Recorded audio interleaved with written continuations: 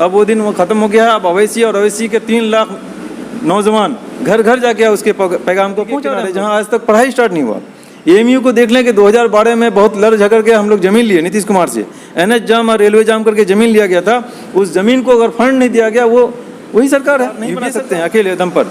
लेकिन सरकार किसकी बने ये जरूर तय कर सकते हैं। सरकार मेरे बिना नहीं बनेगी, सरकार हम नहीं बनाएंगे, लेकिन मेरे बिना सरकार नहीं बने, हम ऐसी हालत जरूर पैदा कर देंगे। और जब ऐसी हालत पैदा कर देंगे तो फिर 2005 में जैसे आपको पता है कि रामविलास पासवान के बिना सरकार नहीं बना था, उसी तरह इस बार मेरे बिना सरकार नहीं बनेगा। बीजेपी के खिलाफ में सरकार की कांग्रेस भी है, उसके बाद 15 साल का लालू यादव भी है, और ये 15 साल का सुशासन बाबू का भी पीरियड रहा है।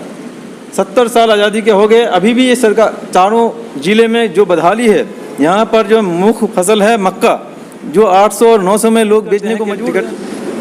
पार्टी आलाकमान हम पर भरोसा करेगा और हमको मौका देगा, और इंशाल्लाह इस सीट को जिताकर हम लोग अपने आप को पहली बार जीत हासिल करेंगे। यहाँ पर अवैसी साहब का जो प्लान है और मजलिस इत्तेहादुल मुस्लिमीन का जो प्लान है कि यहाँ पर ज़्यादा से ज़्यादा इंडस्ट्री को करना है, स्कूल खोलना है, कॉलेज खोलना है, अवैसी साहब अपनी तरफ से, इस पार्टी की तरफ से जो भी होगा तो करेंगे। सामने उम्मीदवार के रूप में एक गुलाम सरवर साहब है, जिसको हम लोग बड़ी मेहनत के साथ 2015 में टिकट भी दिलवाए, काम भी किए और लड़े भी। और उस महागठबंधन के लहर में हम लोग 17,000 वोट कलेक्ट किए थे। 17,000 वोट में 82 से 9,000 वोट गया था, जबकि 82 के कैंडिडेट हाजी अब्दुल सुभान साहब। अस्सलाम वालेकुम नाज़रीन, मशारिब इरफानी आप तमाम लोगों का इस्तकबाल है खबर एमआईएम में। आज हम लोग मौजूद हैं बैसी में, जहां एआईएमआईएम के ज़िला अध्यक्ष जनाब शाहनवाज साहब के पास, जो शुरू अव्वल से ही मजलिस इत्तेहादुल मुस्लिमीन के साथ जुड़े हुए हैं। इनसे हम सवाल करेंगे कि चुनाव हारने के बाद लोकसभा कैसी इन लोगों की तैयारी रही है और क्या मिशन है, सारी गुफ्तगू इनसे होते हैं। सबसे पहले सर आपका इस्तकबाल है चैनल में। आपका भी शुक्रिया था सर। आपसे ये सवाल है कि चुनाव आप लोगों ने लोकसभा हारा, उसके बाद से कैसी तैयारी है विधानसभा की? बिल्कुल, सिर्फ लोकसभा नहीं, हम लोग जब विधानसभा हारे हैं 2015 में, तब से डोर टू डोर हम लोग कर रहे हैं। 2015 से लगातार कंटिन्यू हम लोग एक दिन भी बैठे हुए नहीं हैं, सुबह से शाम तक हम लोग अपना काम कर रहे हैं। और यही वजह है कि 2015 के बाद 4 साल मेहनत करने के बाद 2019 में अख्तर उल-इमान साहब को 82 प्रखंड से, जहाँ पर महमूद अशरफ साहब जदयू के उम्मीदवार, सरकारी पार्टी के उम्मीदवार, सरकारी नेता और कद्दावर नेता, और उनके घर में ही पूर्व विधायक रुकनुद्दीन साहब मौजूद हैं, उसके बाद भी 82 प्रखंड से 20,000 वोट हम लोग देने का काम किया। यकीनन हम लोग आगे और अच्छा करेंगे। आपका स्टैंड क्या है अगला चुनाव में? अगला चुनाव हम लोग इस बार 2 बार हम लोग हारे हैं, तीसरी बार जीतना है। 2015 हारे हैं, 2019 हारे हैं, 2020 को हम लोग को हर हाल में जीतना है। उम्मीदवारी यकीनन पार्टी आलाकमान तक ये बात पहुंच चुकी है कि इस बार टिकट की उम्मीदवारी के लिए हम भी हैं, और पार्टी हमको अगर मौका देती है तो 82 प्रखंड से ही, जिस तरह से अख्तर उल-इमान साहब को 20,000 वोट अगर महमूद साहब के रहते हुए हम लोग देने का काम किए हैं, अगर पार्टी हम पर भरोसा करती है तो 82 प्रखंड से हम लोग 40,000 वोट, और फिर डगरवा से करीब 20-25,000 वोट का दावेदारी है। उम्मीद है कि हम लोग वहाँ से कर लेंगे। पार्टी अगर आपको टिकट देती है और आप चुनाव जीत जाते हैं तो स्टैंड क्या रहेगा बदहाली के लिए? किस मुद्दों को लेकर क्यों आपको लोग वोट देंगे? वोट हमको इसलिए देंगे कि इस पार्टी के बैनर तले जो 2015 से हम लोग काम कर रहे हैं, इसी बात को तो पहुंचा रहे हैं जन जन तक, घर घर तक इसी बात को पहुंचा रहे हैं कि अवैसी साहब का जो काम है। और अवैसी साहब जिस तरह से पार्लियामेंट में 3 तलाक बिल का काम किया है, 3 तलाक पर, एनआरसी पर, टीवी डिबेट में जैसे वो बात करते हैं, उसी तरह से अवैसी के आदमी यहाँ पर घर घर जाके इस बात को भड़कते हैं। और 2015 के बाद 2016 में जब सैलाब आया, 2016 में सैलाब आया तो हम ही लोग 82 में धरना दिए, अमोर में धरना दिए, डगरवा में धरना दिए। 2016 में अवैसी साहब का तरफ से राहत पैकेज आया, वो हम लोग ही दिए थे। 2017 में भी मेडिकल कैंप लगा, 2017 में भी हम लोग धरना प्रदर्शन किए, जिसकी वजह से बिहार की सरकार को 6,000 जिया राशि देने को मजबूर किया गया। इससे पहले 6,000 रुपया नहीं मिलता था। जब ये पार्टी आई और हम लोगों का धरना प्रदर्शन हर जगह रहा, तब से ये 6,000 की राशि मिलने लगा है। ये हमारे सबूत है। और आज जो अगर डर रहा है, आज बिहार की सरकार हो, नीतीश कुमार हो या लालू यादव की पार्टी हो, तेजस्वी यादव हो, ये तमाम लोग जान रहे हैं कि ये सीमांचल की जो हरियाली खेत था, जहाँ पर बिना काम किए हुए हम अपना वोट ले रहे थे, अब वो दिन ख़त्म हो चुका है। अब वो दिन ख़त्म हो गया है। अब अवैसी और अवैसी के 3 लाख नौजवान घर घर जाके उसके पैगाम को पहुँचा रहे हैं हम लोग। यकीनन हम लोग का बदलाव होगा। अब बदलाव आप देखेंगे कि पूर्णिया में मेडिकल कॉलेज पहले नहीं था। जब से हम लोग बार बार बोल रहे हैं कि पूर्णिया में मेडिकल कॉलेज नहीं है, कटिहार में मेडिकल कॉलेज नहीं है, अररिया किशनगंज में मेडिकल कॉलेज नहीं है, फार्मेसी कॉलेज नहीं है, डेंटल कॉलेज नहीं है, अरबी कॉलेज नहीं, उर्दू कॉलेज नहीं, कुछ भी नहीं है। इवन के 82 में भी एक भी अभी तक कॉलेज नहीं बना। 70 साल के बाद एक कॉलेज बना नदी के किनारे, जहाँ आज तक पढ़ाई स्टार्ट नहीं हुआ। एएमयू को देख लें कि 2012 में बहुत लड़ झगड़ के हम लोग ज़मीन लिए नीतीश कुमार से, एनएच जाम और रेलवे जाम करके ज़मीन लिया गया था। उस ज़मीन को अगर फंड नहीं दिया गया, वो वही सरकार है, यूपीए सरकार है। अच्छा, ये जो बदहाल है इसका जिम्मेदार आप किसको मानते हैं? 15 साल वर्सेस 15 साल की लड़ाई चल रही है बिहार में। इसके जिम्मेदार 40 साल की बूढ़ी कांग्रेस भी है, उसके बाद 15 साल का लालू यादव भी है, और ये 15 साल का सुशासन बाबू का भी पीरियड रहा है। 70 साल आज़ादी के हो गए, अभी भी ये सरकार चारों जिले में जो बदहाली है, यहाँ पर जो मुख्य फसल है मक्का, जो 800 और 900 में लोग बेचने को मजबूर हो जाते हैं, और यहाँ पर सरकारी दाम पर जो खरीदने का जो और जिला में होता है या और स्टेट में होता है कि वहाँ पर उसको एमएसपी जो 1750 में बेचना है, वो आधे दाम पर लोगों को बेचना पड़ता है। और दालकोला हो या गुलाबबाग में हो, मन मर्जी रेट से, क्योंकि उन लोगों का अपना संगठन है, एक रेट बांध दिया कि इसी रेट में लेना है और लेता है।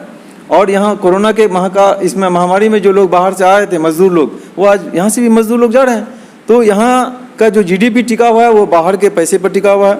यहाँ के मजदूर हर दिन यहाँ से लाखों हजारों लोग यहाँ से बाहर जाते हैं।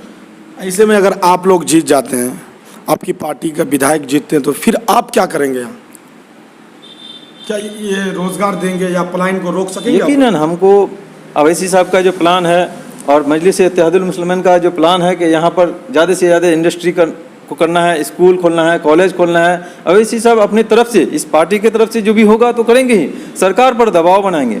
यकीनन हम लोग बिहार में सरकार नहीं बना सकते हैं अकेले दम पर, लेकिन सरकार किसकी बने ये जरूर तय कर सकते हैं। सरकार मेरे बिना नहीं बनेगी, सरकार हम नहीं बनाएंगे, लेकिन मेरे बिना सरकार नहीं बने, हम ऐसी हालत जरूर पैदा कर देंगे। और जब ऐसी हालत पैदा कर देंगे तो फिर 2005 में जैसे आपको पता है कि रामविलास पासवान के बिना सरकार नहीं बना था, उसी तरह इस बार मेरे बिना सरकार नहीं बनेगा। बीजेपी के खिलाफ मैं सरकार की बात कर रहा हूँ। बीजेपी के खिलाफ में जो भी सरकार बनेगा, यकीनन वो मजलिस इत्तेहादुल मुस्लिमीन के बिना नहीं बन सकता है। और जब हमारी ज़रूरत पड़ेगी ऐसी सरकारों को, तो हम तरह तरह का इंडस्ट्री और काम करवा सकते हैं जो 70 साल से ठगमारी किया गया है। हमने एमएलए बनाकर भी देखा, 22 में मंत्री भी बना है। आपको मालूम होगा, आपके किशनगंज में मंत्री, आज जो हमारे प्रेजेंट एमपी हैं उनके अब्बाजान भी मंत्री थे। आज अगर ये सीमांचल में बदहाली है, इसके जिम्मेदार सिर्फ सरकार नहीं है, इसके जिम्मेदार हमारे रहनुमा भी हैं, हमारे एमएलए एमपी भी हैं, उनके पिताजी भी हैं, जिनके पिताजी को ये मौका मिला था, उनके पिताजी मंत्री बने थे, बहुत सारे मंत्री जो कोई काम नहीं किया गया। वो लोग सिर्फ ये जानते हैं कि ये बीजेपी है, उसको हराना है, तो वोट किसको देगा। आज पब्लिक के पास एक ऑप्शन मिल गया है, एक विकल्प है। किशनगंज लोकसभा हम लोग हारे, लेकिन किशनगंज विधानसभा जीते। किशनगंज विधानसभा जीत के ये साबित कर दिए हम लोग, और यहाँ की अवाम साबित कर दिया कि हम बीजेपी को हरा भी सकते हैं और कांग्रेस की जमानत जब्त कर सकते हैं और अपनी पार्टी को, अपनी ताकत को जिता भी सकते हैं। सर, आप शुरू अव्वल से जिला अध्यक्ष हैं एमआईएम के, और टिकट की भी दावेदारी कर चुके हैं, और अगर पार्टी आपके बरखिलाफ किसी और को टिकट देती है तो फिर आप क्या करेंगे? बिल्कुल, आपके सामने उम्मीदवार के रूप में एक गुलाम सरवर साहब है, जिसको हम लोग बड़ी मेहनत के साथ 2015 में टिकट भी दिलवाए, काम भी किए और लड़े भी। और उस महागठबंधन के लहर में हम लोग 17,000 वोट कलेक्ट किए थे। 17,000 वोट में 82 से 9,000 वोट गया था, जबकि 82 के कैंडिडेट हाजी अब्दुल सुभान साहब राजद के उम्मीदवार थे। महागठबंधन का लहर था और 67,000 वोट वो लाए। महागठबंधन के लहर में 82 से 9,000 वोट हम लोग डगरवा के गुलाम सरवर साहब जो मुखिया थे पहले पूर्व में। पार्टी अगर आपको टिकट नहीं देती है तो अगला स्टैंड, क्योंकि आप जिला अध्यक्ष हैं, हमारा स्टैंड पार्टी को मजबूत करना है, और हम पूरी ईमानदारी के साथ पिछले 5 साल से पार्टी के लिए काम करते हैं, और हम उम्मीद करते हैं कि पार्टी हमको मौका देगी। हम काफ़ी मेहनत भी की है, और रिजल्ट भी जो पिछले 2 इलेक्शन का रहा है वो बेहतर रहा है, क्योंकि पिछले 2 इलेक्शन में हमारे यहाँ प्रेजेंट में विधायक भी रहे, उनके खिलाफ में इलेक्शन हुआ था। और यहाँ पर जो एमपी के कैंडिडेट हैं, जो मजबूत कैंडिडेट हैं, जो जदयू के कैंडिडेट थे, वो भी यहाँ रहे। उसके बाद भी हमारे यहाँ से बेहतर परफॉर्मेंस रहा है। इस बिना पर हम उम्मीद करते हैं कि टिकट पार्टी आलाकमान हम पर भरोसा करेगा और हमको मौका देगा, और इंशाल्लाह इस सीट को जिताकर हम लोग अपने आप को पहली बार जीत हासिल करेंगे। यहाँ पर कोई विद्रोह वाला सवाल तो नहीं होगा? नहीं, विद्रोह, आप एक जिला अध्यक्ष हैं, पार्टी का कमान आपके हाथ में है। बिल्कुल, ये पार्टी हक और इंसाफ के लिए जानी जाती है, और हम मानते हैं कि ये पार्टी हक और इंसाफ करती है तो अपने कार्यकर्ता के साथ इंसाफ जरूर करेगी। और हम लोग चाहते हैं कि हमारे बीच में जो भी हैं पार्टी में, आज के डेट में टिकट के लिए बहुत सारे लोग बाहर से आ रहे हैं।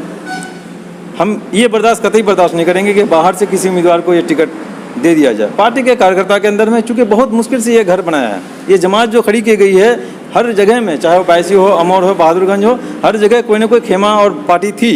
उसके अलावा जैसे हमारे सदर अख्तरुल ईमान साहब, इस घर को बनाने में जितना वो अपनी कुर्बानी दी है, वो चाहते तो एमपी बन सकते थे कांग्रेस से, लेकिन उसकी कुर्बानी है कि इस घर को बनाए रखना है। उसी तरह से हम कार्यकर्ताओं का मान सम्मान को रखते हुए हर विधानसभा में हमारा जो घर बना हुआ है, ये फूस का, ये झोपड़ी का जो घर बना है, जो यहाँ पर जितनी भी पार्टियाँ हैं उनका अपना खेमा है, हमारी अपनी जो जमात है, यकीनन इस जमात का नेता और इस जमात का इमाम अपनी जमात से होनी चाहिए, यही हम चाहते हैं। बाहर के प्रवासी लोग अगर आके टिकट लेना चाहते हैं और अगर कोई देना चाहते हैं, ये अच्छा नहीं होगा, ये हक नहीं होगा, ये इंसाफ नहीं होगा, और हम ऐसी उम्मीद नहीं करते हैं, क्योंकि ये हक और इंसाफ के लिए मानी जाती है हमारी पार्टी। जी, शाहनवाज साहब ये कह रहे हैं कि हमारे साथ इंसाफ होगी। पार्टी के लिए शुरू अव्वल से मेहनत की है, जिला अध्यक्ष है और उम्मीद है कि पार्टी इनको टिकट देगी। अब आगे क्या होगा, सारे मसले सुलझेंगे, क्योंकि राजनीति एक ऐसा शतरंज का खेल है, कब कैसे क्या मामला होता है ये कहना मुश्किल है। नाजरीन, हम अपडेट आप तक पहुंचाते रहेंगे। दीजिए हमको इजाज़त। कैमरामैन राहत आलम के साथ मशारिफ इरफानी, फिर मिलते हैं नए अपडेट और नए खबर के साथ।